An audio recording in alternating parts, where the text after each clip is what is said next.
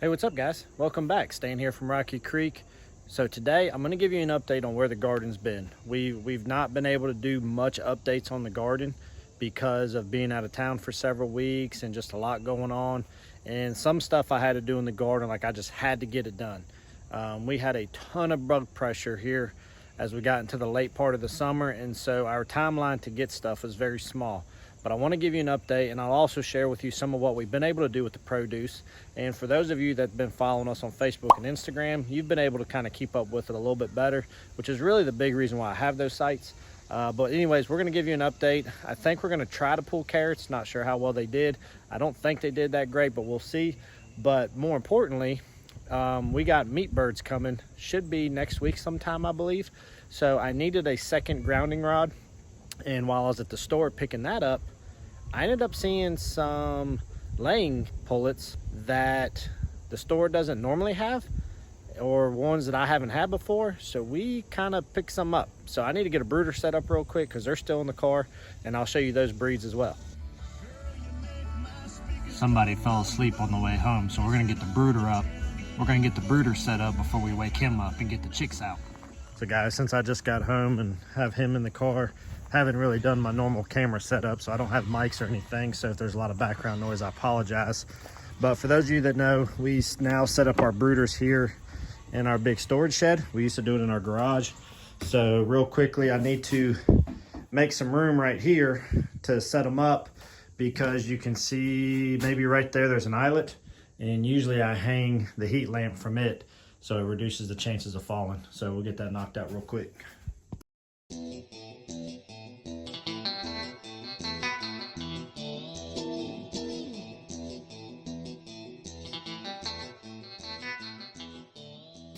Somebody woke up and was very upset that I was not in the car, so we had to go grab him real quick. But so I pretty much just got that hooked into the eyelet, and I can adjust it easy, and we got to where the heat lamp's just on one side. I'll be honest with you, I don't think they had any heat on these chicks at the store at Rural King, so I'm not 100% sure with the temperatures that we have if they're even going to need the heat. But I'm going to put it there for right now, and we can always turn it off during the day and maybe just turn it on at nighttime. But we'll see how they're doing in there.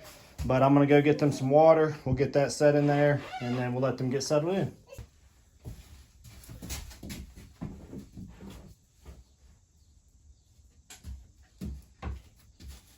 Hey, you want to go get the chickies? Okay. Come on. Come here. Over here. You see them? Are you able to get them? All right, take them to the house. Take them to the shed. Here, hold right here. Here, hold. Hold. You got it? Come on. Come on.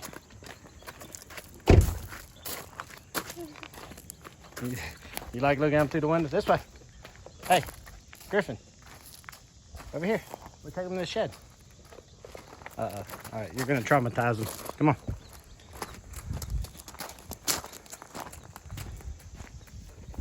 You might be able to see one or two in there.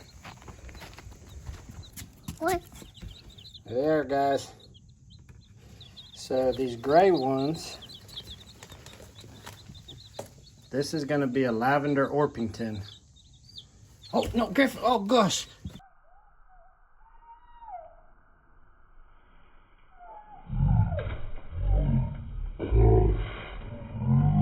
He just straight chucked one.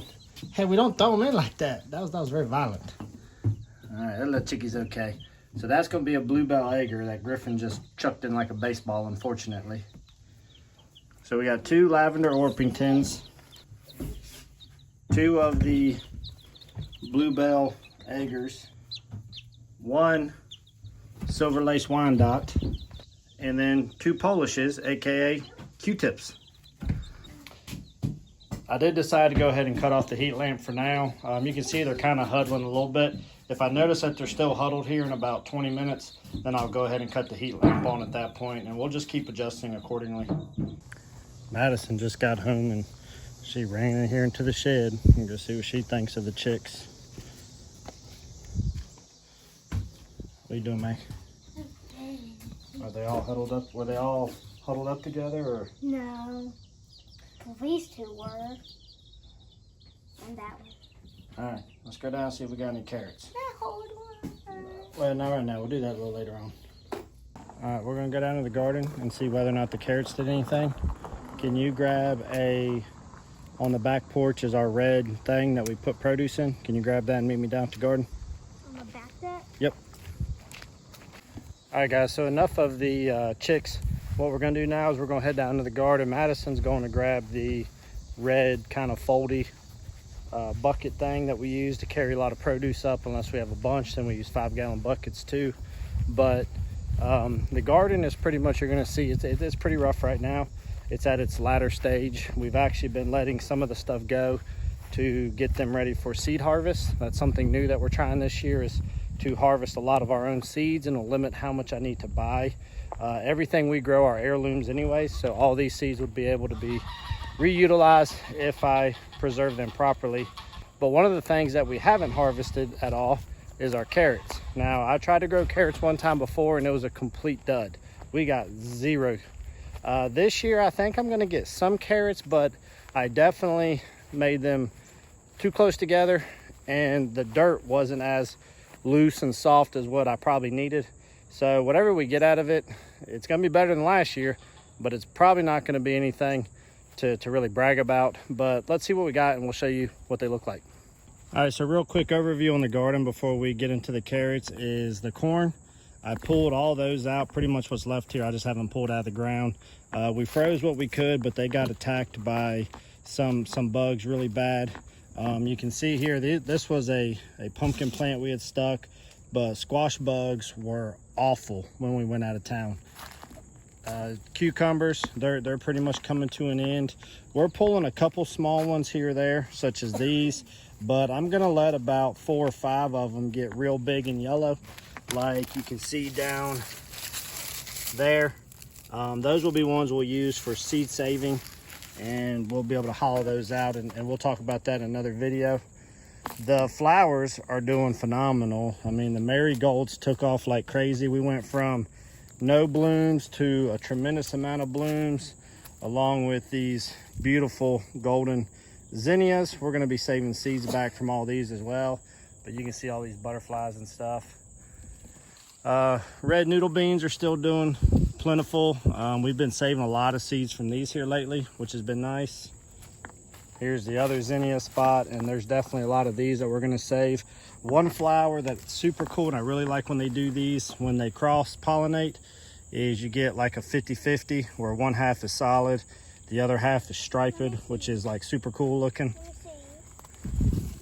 Oh my god, cool. We kind of had it happen a little bit right here too, but not all the way. Not as predominant as what that other one was. The melon patch is pretty much demolished at this point. All the vines are dead. There are some watermelons, 1, 2, 3, 4, 5, 6, 7, 8, 9 out here. We will get those pulled in the next couple days. Some of them have rotted, some of them are not. Any of them that aren't good enough for us, we'll give to the pigs. They won't go to waste.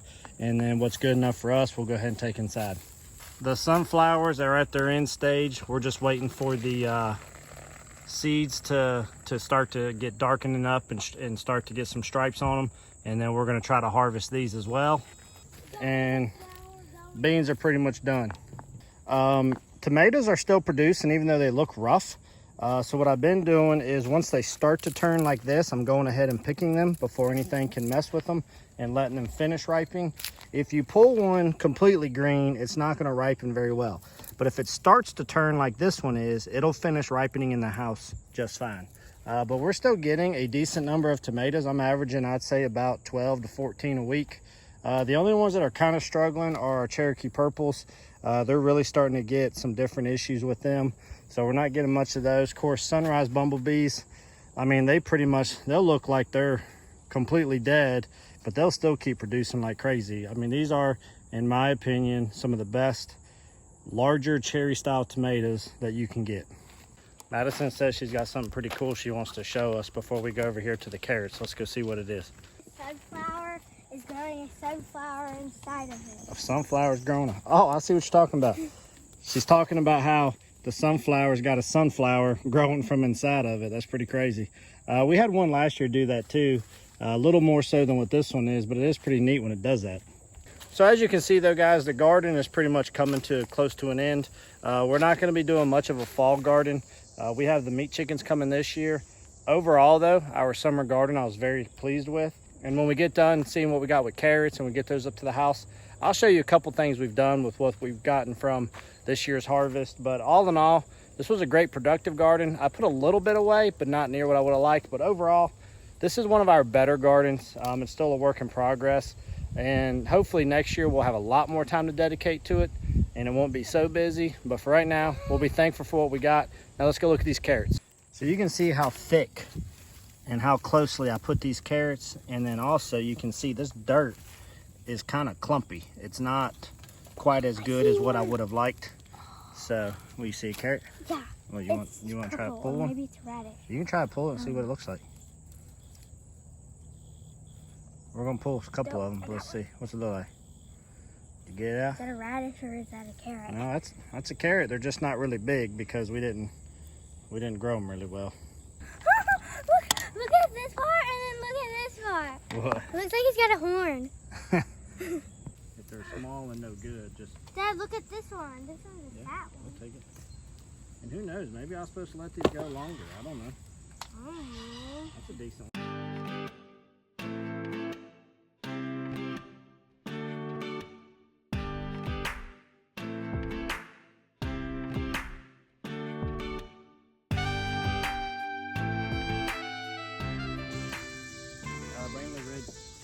So guys, it kind of went as I expected. We got several that are like a decent, about a little more than the length of my index finger. I'd say about 5 to 6 inches. The flavor's really good, but we really ended up with a whole lot that were like this. Now, I don't know if I've harvested them too early. I believe the packet said it was like a 70 to 80 day harvest, and we're like at about 90. If I'm not mistaken. So really, I think it was just, they were so compacted in there. I didn't thin them out enough, and the quality of dirt wasn't the best. And I think they can only just develop but so much. But what I'm gonna do now is I'm gonna work on ripping these greens off, and all the greens and the little ones I'm gonna give to the chickens and the geese or the pigs. So look, twist, keep that little bit on there. Why? Because that's how I wanna do it. Pinch. Whoopsie. So guys, one of the great things about these carrots in particular though, is they were actually grown from a free batch of seeds that I got from Baker Creek Heirloom Seeds when I ordered, and these are Cosmic Purples. And so I don't have, other than my time, invested into these carrots. So these were a free seed pack. So even though they may not have grown as well as I would have liked, that's still more than what I would have had I not got a free seed pack. One good thing is, it's better than what I got the first time I tried to grow carrots.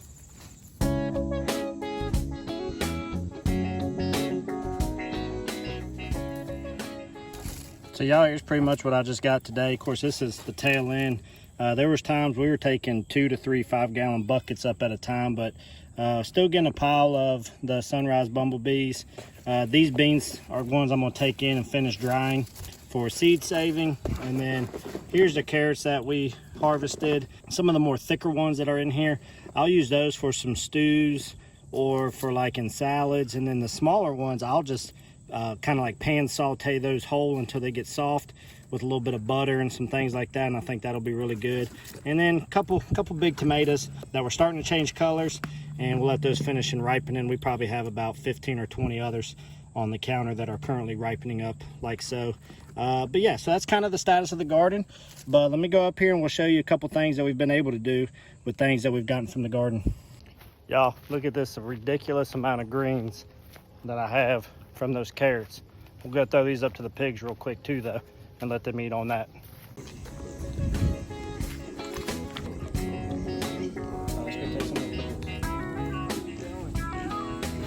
They're a piggy pyramid.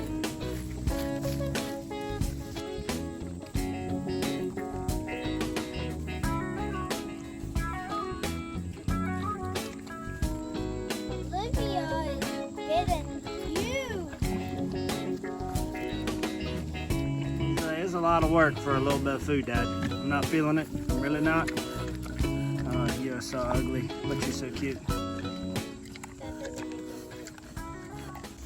All right, guys, in addition to all the stuff that we've ate fresh, you know, we were able to preserve some stuff, most of which we froze. So like you can see, there's some of the corn that we grew. We got a couple packs of it here, and I just froze it.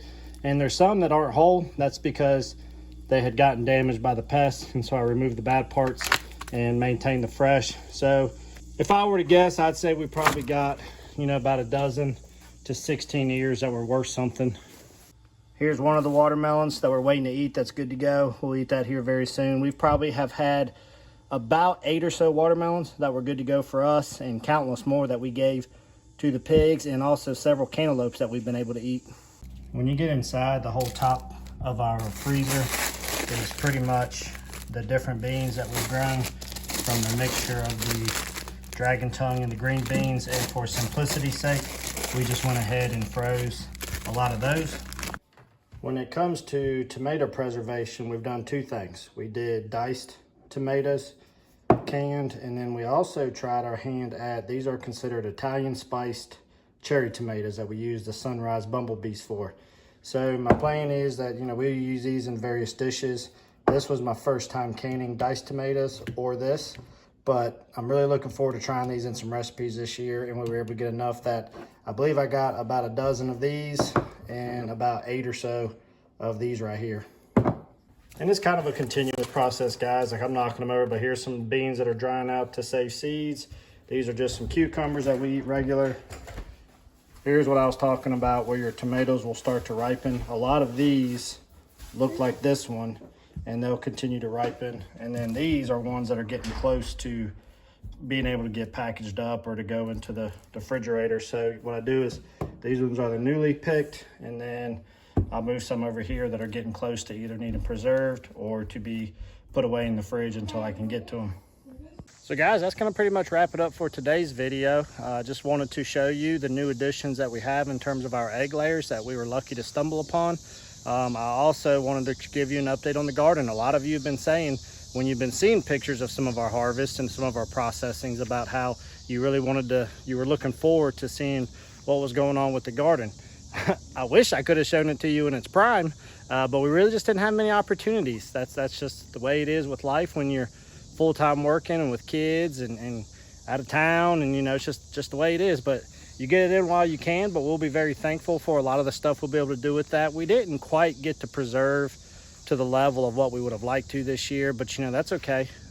What we were able to do is a whole lot better than nothing, and that's what I've been preaching to you all along the way, is it doesn't matter how big or small of a scale that you do it. Just the reality is that if you're doing something, it's more than what you would have had before. So every year we'll just continue to get better. Every year we'll continue to grow. There's a lot of learning experiences through this year's garden. Some things that I tried new that I didn't think I would like as much, but I ended up liking it, such as our raised beds and some other crops. But you know, it's all part of the process. You get to learn what you like and figure out what you don't. But there's still a little bit of life left in that garden, and we'll take you along with that. And we'll also bring you along in the future with how we're saving some of our seeds and what seeds we ultimately save back this year. And then hopefully they'll do well when we go to replant them for next year. So guys, I appreciate y'all hanging out with us. We hope everybody's doing well. We hope you're enjoying the tail end of your summer. Hope all your kids that are starting back in school are transitioning in well. And until we can get together, guys, next time, y'all be good. Take care of yourselves, and we'll see you here real soon on one of our next episodes. Thanks, guys.